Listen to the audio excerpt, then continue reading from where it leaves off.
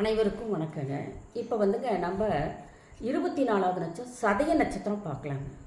இது வந்துங்க சதய நட்சத்திரம் வந்துங்க 4 பாதங்களுக்குமே தோஷம் இல்லைங்க. இந்த சதய நட்சத்திரம் 1ஆம் பாதம் 2ஆம் பாதம் 3ஆம் பாதம் 4 பாதங்களுமே தோஷம் இல்லைங்க. இப்போ வந்துங்க இவங்க திருவானைக்காவலில் இருக்கிற கோவிலில் இருக்கிற மூலவரை வந்து வழிபடுவது வந்து ரொம்ப சிறப்புங்க. யாருங்க? சதய நட்சத்திரத்துக்குங்க.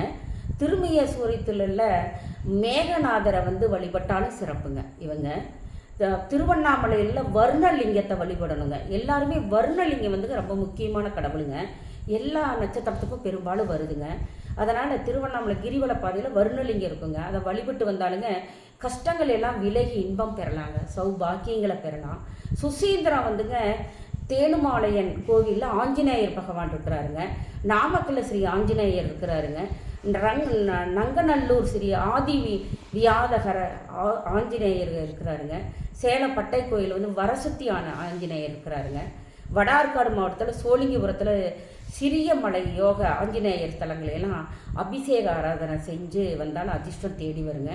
அப்படி நான் இந்த திருத்தலங்களுக்கெல்லாம் நான் போக முடியல அப்படிங்கிறவங்க சிவபெருமான ஆலயத்துல எல்லாம் பார்த்தீங்கன்னா ஏதாவது ஒரு ஓரத்தில் ஆஞ்சநேயர் இருப்பாருங்க.